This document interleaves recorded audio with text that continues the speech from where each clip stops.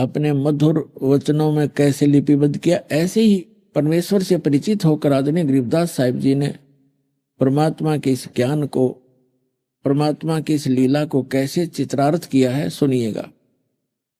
आडा पर्दा लाए कर रामानंद बूझनते, दास गरीब कुलंग छवि वो अदर ढाक को दंते।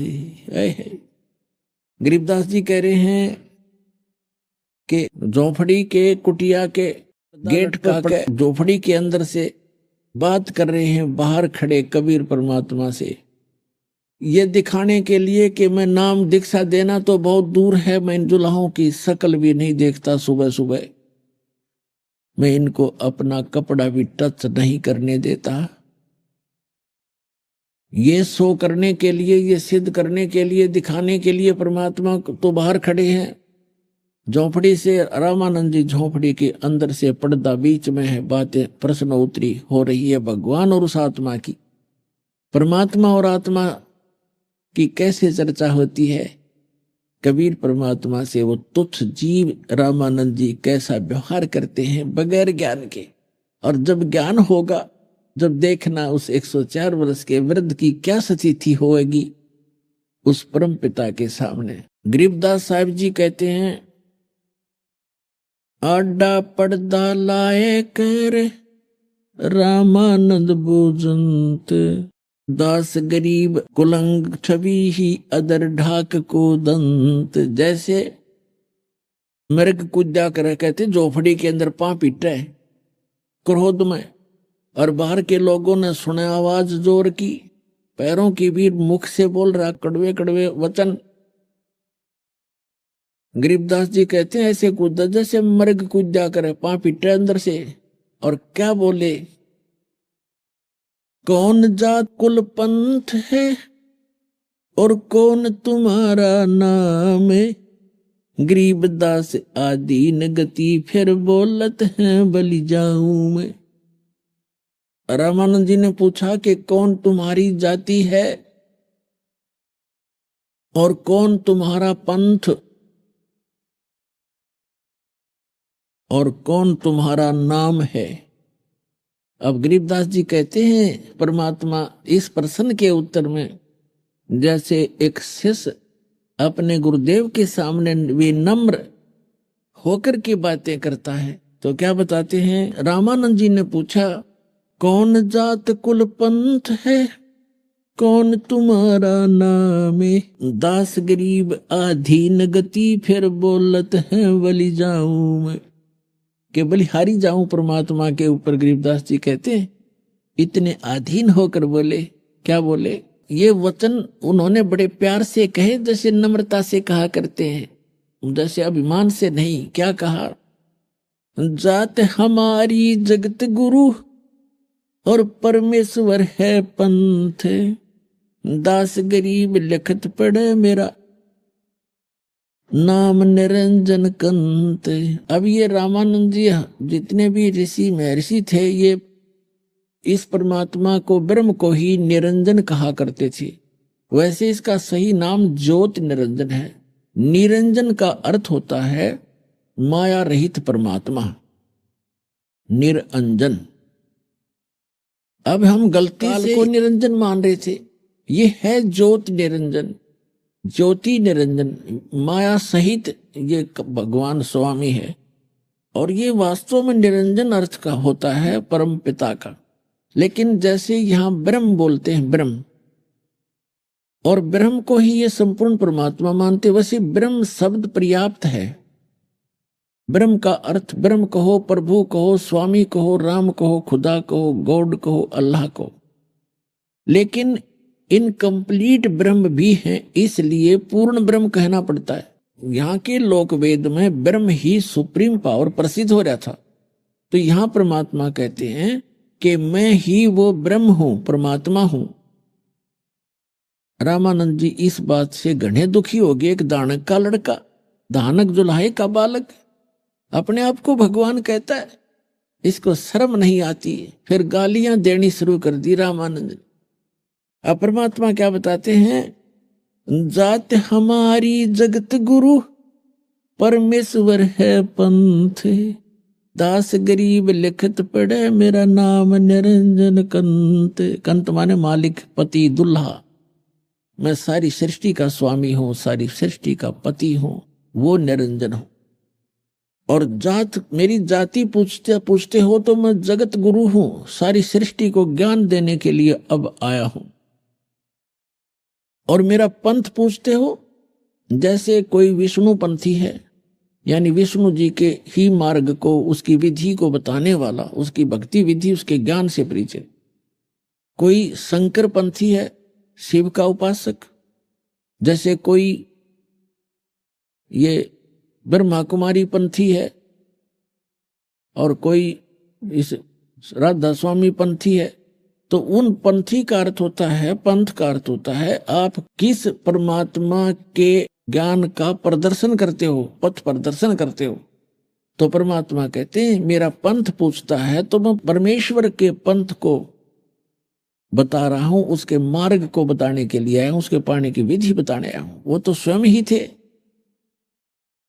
अब जैसे श्रीमद् भगवद गीता अध्याय नंबर 15 के श्लोक नंबर 1 से 4 और 16-17 में तकरीबन सृष्टि रचना का कंसेप्ट क्लियर हो जाता है। जैसे आपको अभी दिखाया था, उल्टा लटका हुआ संसार रूपी वृक्ष, ऊर्ध्व मूलम अधः शाखम अश्वत्थम प्राहु अवम छंदासी यस्य प्रणानी ये तम वेद स वेदवित। उल्टा लटका हुआ संसार रूपी वृक्ष है, ऊपर को जड़ है, नीचे को तीनों गुण रूपी शाखा है, और पत्ता आदि इसके संसार है। पत्ते ही जो जीव जंतु समझो। तो इसको जो जानता वो तत्वदर्शी संत है, इसके सारे भाग विभाग जानता है। फिर बताया है कि 15वें अध्याय के 16-17 में 3 पुरुष बताए, एक सरपुरुष, एक अक्षर पुरुष। सरपुरुष तो ये ईश कहो, सरपुरुष कहो, ईश कहो। अक्षर पुरुष आपको बता दिया वो तना है, और सरपुरुष उसकी डार है। तो अक्षर पुरुष कहो या ईश्वर कहो, ईश, ईश्वर। और तीसरे नंबर का 8वें अध्याय के प्रथम श्लोक में अर्जुन ने पूछा कि आप जी ने 7वें अध्याय के 29वें श्लोक में जिस तत्ब्रह्म की जानकारी दी है कि उसको जानने के बाद प्राणी केवल जरा और मरण से छूटने का ही प्रयत्न करता है, इस संसार की किसी वस्तु की डिमांड नहीं करता। तो 8वें अध्याय के प्रथम मंत्र में अर्जुन ने पूछा किम तत्ब्रह्म, वो तत्ब्रह्म क्या है। 8वें अध्याय के तीसरे श्लोक में गीता ज्ञानदाता कहता है वो परम अक्षर ब्रह्म है। तो गीता अध्याय नंबर 15 के श्लोक नंबर 1 से 4 में सभी विभाग बताए हैं, और 16-17 में बताया है कि 3 पुरुष हैं। एक सरपुरुष, सरपुरुष को ईश कहते हैं, ये केवल 21 ब्रह्मांड का स्वामी है, प्रभु है, मालिक है। और दूसरे को अक्षर पुरुष को ईश्वर कहते हैं, ईश्वर यानी ईश से श्रेष्ठ, इस ब्रह्म से नेक्स्ट पर ब्रह्म, अक्षर ब्रह्म भी कहते हैं इसको। और तीसरे नंबर का जो परम अक्षर ब्रह्म है उसको परमेश्वर कहते हैं। ईश, ईश्वर यानी इस ईश से श्रेष्ठ, और परमेश्वर उस ईश्वर से भी श्रेष्ठ, परम श्रेष्ठ, ईश्वर से भी परम यानी परमेश्वर, वो तीसरे नंबर का यानी ओवरऑल कंट्रोलर। तो परमात्मा अपने को छुपाकर अपनी महिमा आप ही बता रहे हैं कि जाति हमारी जगत गुरु और परमेश्वर है पंथ, दास गरीब लिखत पढ़ो मेरा नाम निरंजन कंत। अब रामानंद जी घने दुखी हो गए इस बात से, अज्ञानता के कारण के छोटा सा बालक धानक का, एक जुल्हाई का बालक, और अपने आप को भगवान बताता है। तो गुस्से आकर गालियां मंड गए, गालियां लगे देने। रे बालक सुन दुर्बुद्धि घटमट तन आकारे, दास गरीब दर्द लगा जब हो बोले सृजनहारे। मालिक ने अपने आप को मालिक कह दिया, सृजनहार कह दिया। तो रामानंद जी के कहते दर्द लगा, दुख हुआ उस बात का, और क्या बोले, रे बालक सुन दुर्बुद्धि, ए मंदबुद्धि के व्यक्ति, तेरा घटमट तन आकार। अब देखो हमारी बुद्धि कितनी कमजोर थी। ये दास विष्णु जी का उपासक था, श्री कृष्ण और श्री राम हमारे पक्के भगवान थे, और भगवान शंकर भी आदरणीय थे। हम तो सभी को ऐसे मानते हैं, लेकिन विशेष रूप से हम विष्णु के उपासक थे, श्री कृष्ण जी के। और ऐसे ही अन्य भी हमारे साथी होते थे। तो जब कभी डिस्कस करते थे, कोई पूछता था कि समाधि लगाता है, मैंने किसी संत ने बताया मैं समाधि लगाता हूं कि नहीं, भगवान और निराकार, भगवान आपने देखता है, वो तो निराकार है, केवल प्रकाश दिखता है। कुछ तो सुनी सुनाई का, और एक आध दिन दिख भी जाता होगा, तो प्रकाश भगवान नहीं है, वो तो भगवान का प्रकाश है। तो कहने का भाव ये है, यहां रामानंद जी भी उसी दुर्बुद्धि से ग्रस्त था। वो कह रहा है कि तू अपने आप को भगवान कहता है, भगवान दिखाई थोड़ा देता, वो तो निराकार है, उसका तन शरीर थोड़ा ही है। ये सांग ऐसी बिरानमाटी हो रही थी, ऐसी दुर्बुद्धि थी हमारी ज्ञान की। अब वही रामानंद जी बोल रहा है उसी सत्र का, वही ज्ञान आम आदमी को हमें होता था ऐसा ही। तो क्या कहते हैं, रे बालक सुन दुर्बुद्धि घटमट तन आकारे, गरीबदास दर्द लगा हो बोले सृजनहार। ए दुर्बुद्धि बालक, तेरा शरीर दिखाई देता है, तेरा आकार है, तो अपने आप को भगवान कहता है। तो गरीबदास जी कहते हैं रामानंद जी का इस बात का घना दुख हुआ, भगवान ने अपने आप को भगवान कह दिया। तुम मोमन के पालेवा जुल्हे के घर बासे, दास गरीब अज्ञान गति एता दृढ़ विश्वास। और कॉन्फिडेंस से बोल रहे भगवान कि तुम मोमन के पालवा, तो एक मुसलमान के घर तेरी परवरिश हो रही है, ऐसे कहते हैं ना, यानी बहुत ओछी बुद्धि से संबोधित कर रहे रामानंद जी, ये जानकर कि तू एक धानक और मुसलमान के घर में तू पल रहा है, और तेरा जुल्हे के घर निवास है, और अपने आप को तू भगवान बताता है।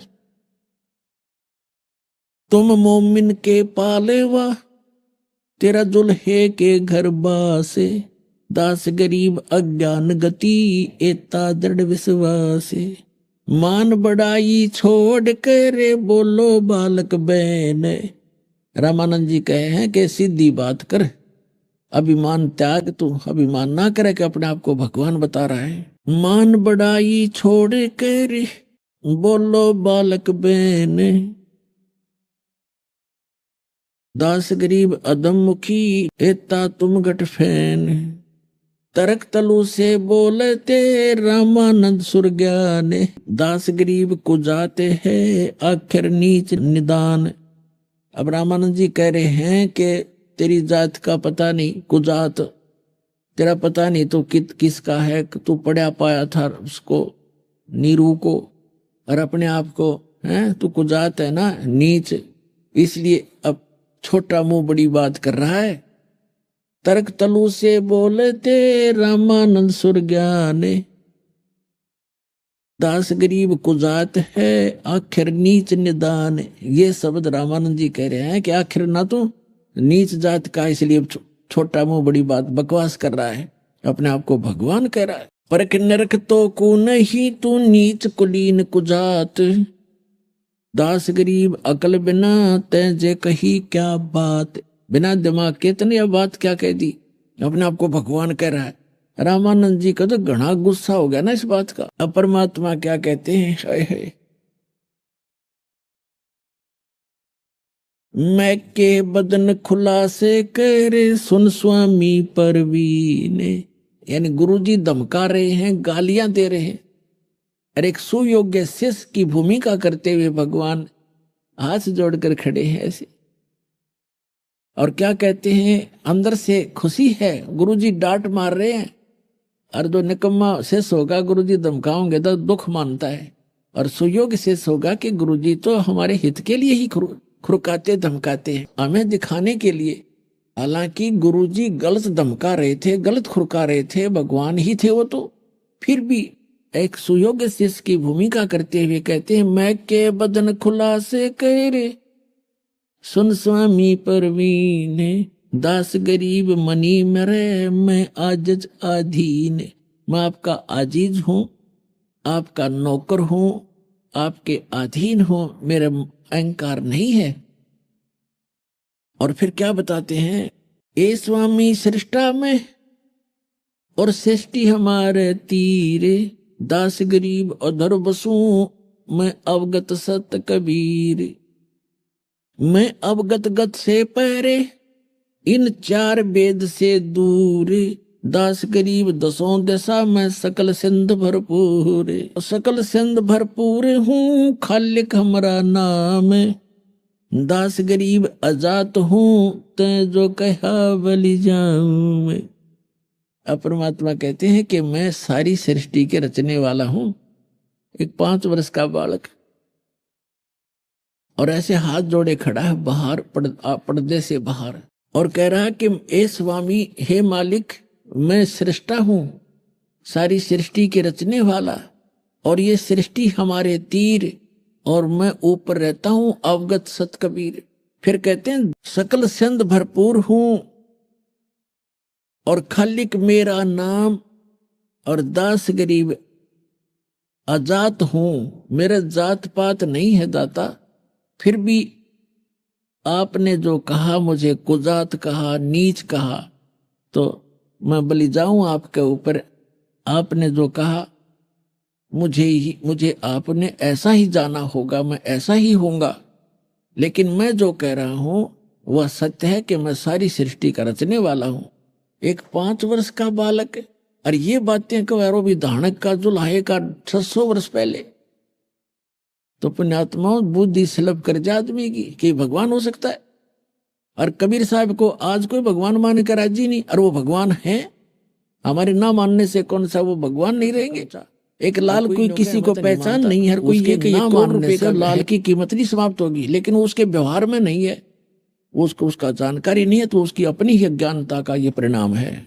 फिर क्या बताते हैं, सुन रामानंद राम हम मैं बावन नरसिंह, दास गरीब सर्व कला में व्यापक सर्वंग, हम मौला सब मूलक में मुल्क हमारे माही, दास गरीब दयाल हम सम दूसर नाही, हमसे ही पानी पवन और हमसे धरणी आकाश, दास गरीब तत्व 5 में हम ही शब्द निवास। अपने आत्माओं देखिएगा, ये है सूक्ष्म वेद, और इस सूक्ष्म वेद को समझने के लिए परमात्मा की दी हुई वो विशेष विलक्षण बुद्धि चाहिए। अब यहाँ क्या बताते हैं परमात्मा कि मैं सब में व्यापक हूं। कैसे हूं कि जैसे 5 तत्वों के अंदर जो आकाश का गुण है वो सब में व्यापक है। 5 गुण है, शब्द स्पर्श रूप रस गंध, जैसे 5 तत्व हैं, और इनके 5 के 5 ही गुण हैं, जैसे आकाश, वायु, अग्नि, पृथ्वी और जल। ये ऐसे है, तरतीब वाइज है। तो यहाँ क्या बताया है कि जैसे आकाश का गुण है शब्द, अब जैसे इस पूरे ब्रह्मांड को परमात्मा ने ऐसे बंद कर रखा आकाश से, यदि ये आकाश से बंद ना कर रखा हो, चारों तरफ से कति बिल्कुल बंद ना कर रखा हो, तो हम एक दूसरे की आवाज नहीं सुन सकते। यहां शब्द काम नहीं कर सकता। जैसे किसी स्पीकर का पर्दा फट जाता तो फुसर फुसर करेगा, वो आवाज नहीं रहती। तो उसके बाद जो आकाश का गुण है शब्द, और वायु का गुण है स्पर्श, जैसे हवा लगती है ठंडी और गर्म, और अग्नि का गुण है रूप, जैसे अग्नि बकड़ बकड़ बलती है, और पृथ्वी का गुण है गंध। अब जैसे शब्द जो है आकाश का गुण है, और वायु जब चलती है उसमें सरसर की आवाज आती है, तो वायु के अंदर भी उस शब्द का गुण विद्यमान है, यानी शब्द उसमें कांस्टेंट है, अभिन्न नहीं है। ऐसे अग्नि जलती है तो बकड़ बकड़ की आवाज आती है, तो उसमें शब्द साथ है, शब्द का गुण उसके अंदर साथ है। और पृथ्वी का डला जैसे उठाकर हम पटकते हैं, उसकी आवाज आती है, तो पृथ्वी के साथ है, उसमें भी विद्यमान है वहां पर भी। और वापस जल को ऊपर से डालते हैं, तड़ तड़ की आवाज आती है, तो उसमें भी शब्द साथ है। तो कहने का भाव यह है परमात्मा कबीर साहब का कि मैं ऊपर रहता हूं, लेकिन मेरी शक्ति पूरे ब्रह्मांडों में, जैसे शब्द सब में व्यापक है आकाश का गुण, ऐसे मैं सब में मेरी शक्ति साथ विद्यमान है ब्रह्मांड। और उस मेरी और सब ये जीव क्रियावान है। परमात्मा ये समझाना चाहते, क्या कहते हैं, हमसे पानी पवन है, हमसे धरणी आकाश है, गरीबदास तत्व पांच में हम ही शब्द निवास। जैसे पांचों तत्वों के अंदर शब्द कांस्टेंट है, साथ है, अभिन्न है, ऐसे मैं रहता ऊपर हूं, मेरी शक्ति सब में विद्यमान है। वो बिल्कुल भी किसी कोई प्राणी या कोई कण मेरी शक्ति से बचा नहीं है। अब रामानंद जी ने सोचा कि ये बालक बात तो बड़ी बड़ी कर रहा है, इसको थोड़ी सी बाद में बात करूंगा, अपनी पूजा कर लेता हूं जो शेष रहती थी।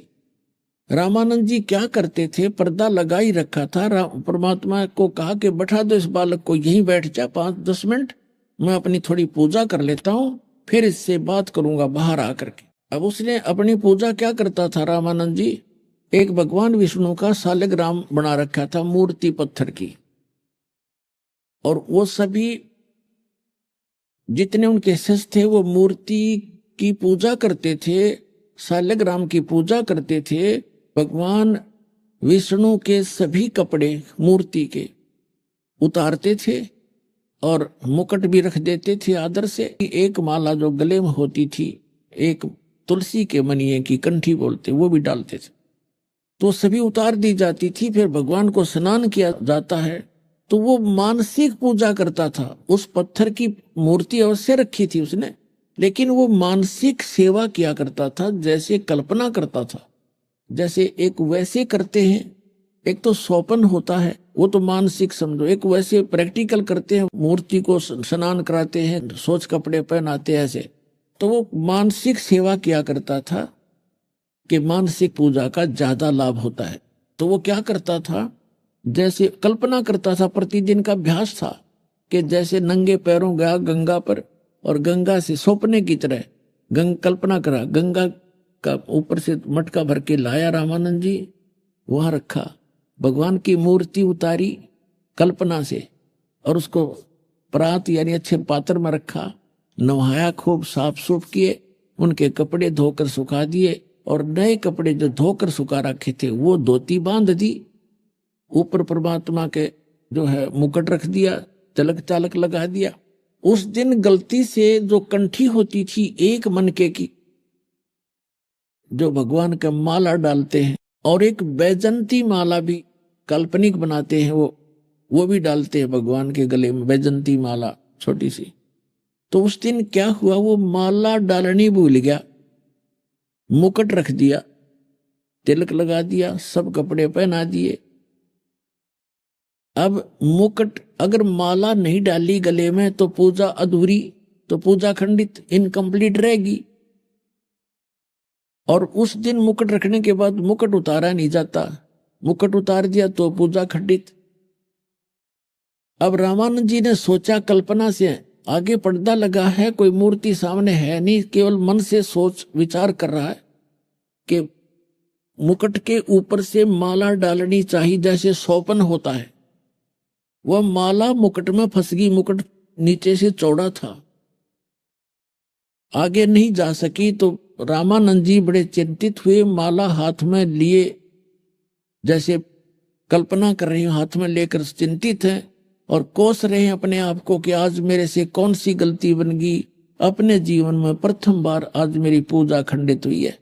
हे भगवान, मुझसे कौन सी गलती बन गई, आज मेरा क्या होगा, आजीवन मैंने इतनी सतर्कता से साधना की, आज मेरा कौन सा पाप आगे अड़ गया। तो परमात्मा कबीर जी बाहर खड़े कह रहे हैं कि ए स्वामी जी, इस माला की गांठ खोल लो, धागे की गांठ खोल लो, गांठ खोल कर फिर गले में डाल कर फिर गांठ लगा दो, ये मुकुट उतारना नहीं पड़ेगा आपको। अब रामानंद जी की तो बुद्धि सिर घूम गया कि ना कोई सामने मूर्ति है, मैं केवल मन से सोच कल्पना कर रहा हूं, सोच रहा हूं, आगे पर्दा लगा है और ये बालक बाहर से मेरे मन की बात बता रहा है। अपने आत्माओं, ब्राह्मण सोए जो ब्रह्म पहचाने, ब्राह्मण पंडित उसको कहते जो भगवान पहचान ले। और लोक लाज ने तोड़ कर एक लवा दर दे। अब देखो पुणात्माओं, जिनको भगवान पाना है वो लोक लाज नहीं करते, संसार को नहीं देखते। जैसे मीराबाई ने संसार नहीं देखा, रविदास जी को गुरु बना करके अपनी भक्ति स्टार्ट की थी। वो ठाकुरों की लड़की थी, ठाकुर लोग छुआछात को बहुत मानते थे, लेकिन मीराबाई ने नहीं देखा। इसी प्रकार रामानंद जी ब्राह्मण और जुल्हाई जाति से तो अपना कपड़ा भी नहीं छूने देते थे। इतनी लोक लाज, इतना प्रभुता बनी हुई थी। 1400 शिष्य ऋषि और पूरे विख्यात महापुरुष थे। और दानक के बच्चे को अगर स्पर्श करना चाहे तो ये समझ लो सामाजिक मौत थी रामानंद की। समाज से वो कति रिजेक्ट हो जाना था, उससे ब्राह्मण लोग बात नहीं करना था। लेकिन सामने भगवान खड़ा था। कहते स्वामी गुंडी खोल कर जब माला गल डारे, गरीबदास इस भजन को जान सके करतारे। रामानंद जी को परमात्मा ने कहा कि स्वामी जी इस माला के धागे की गुंडी खोल ले और फिर गले में डाल के दोबारा गांठ लगा दे। अब रामानंद जी को जो ही कहा परमात्मा ने, कित की गुंडी खोला था वो, और कित कहाँ माला थी, पर्दा दूर फेंक दिया। इतनी स्पीड से बाहर आया वो 104 वर्ष का वर्द, और सामने खड़े उस 5 वर्ष के धानक जुल्हाए के पुत्र को, जिससे वो कपड़ा भी टच करना नहीं पसंद करता था, देखा भगवान खड़ा है। ऐसे मेरी बात को कोई पकड़ नहीं सकता, जान नहीं सकता। और कबीर साहब को सीने से लगा लिया भगवान रामानंद जी ने।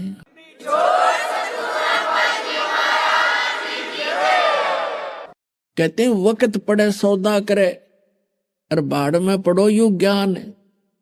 सामने भगवान खड़ा जिसके लिए भटक रहा है, 104 साल खो दिए, घर त्याग दिया, और आज भगवान सामने खड़ा, फिर वो समाज ने देखेगा तो धिक्कार ऐसे भगत को और ऐसी भक्ति को, वो भक्त नहीं है। अब रामानंद जी ने जो ही परमात्मा को ऐसे सीने से लगा तो ऐसा शरीर भगवान का जैसे रुई होती है।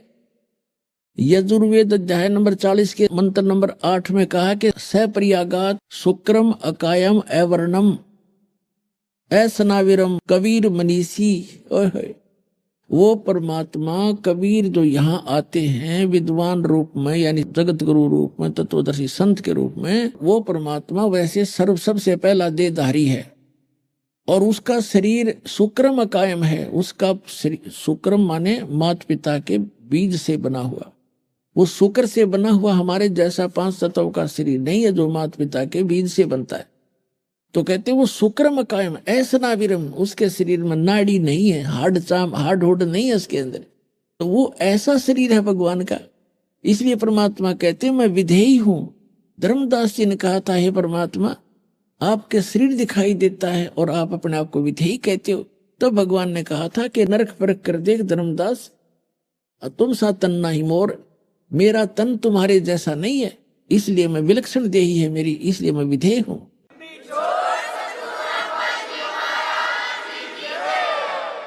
अब जो ही रामानंद जी ने कहा कि ये तो दीक्षा तुम दई ये मान ली मन मोरे, गरीबदास तुम कोमल पुरुष हमरा बदन कठोरे। क्या बताते हैं कि आपने, क्योंकि बुद्धिमान थे, विद्वान थे, ब्राह्मण थे, संकेत समझ गए कि मेरी फड़क निकाल दी। मेरे मन का जो बंक था, मेरी जो मरोड़ थी, जो मेरे अंदर अहंकार था, वो मेरा चकनाचूर करना था इस परमात्मा ने। तो ये समझ गया कि जो ते शिक्षा मुझ दी वो मान ली मन मोर। कि रामानंद जी समझ गए कि ये जुल्हा रूप में प्रगट भगवान, और मेरे अंदर अभिमान भरा था जाति और मजहब का, मेरा वो अहंकार मिटाने के लिए आज इसने ये लीला की है कि कहते जो शिक्षा तुमने मुझे दी मान ली मन में। और मैं समझ गया कि आपने मेरे लिए मेरी आप मरोड़ काट दी, क्योंकि सीने से एक धानक के बालक को लगा रखा है, सारा ब्राह्मण समाज बैठा और थू थू कर रहे हैं। ये बुढ़ापे में इसका क्या दिमाग चल गया रामानंद जी का, एक धानक के बालक को सीने का लगा रहा। लेकिन वो ब्राह्मण था, उसने ब्रह्म पहचान लिया, वो भगवान पहचान लिया कि तो भगवान खड़ा है। तो भाड़ में जाओ संसार एक तरफ, या तो संसार भी साथ आ जाएगा, ना तो वो अपना राज्य अपना भगवान, जो वस्तु चाहिए थी वो मिल गई। तो अब रामानंद जी कहते हैं जो दीक्षा तुम मोहे दी मान ली मनोर। अरे गरीबदास तुम कोमल पुरुष, आपका तो शरीर रुई जैसा है और हमरा बदन कठोर। फिर क्या बताते हैं, मन की पूजा तुम लखी ये मुकुट माल परवेश, गरीबदास गति कौन लख तेरा कौन वर्ण को बेखे।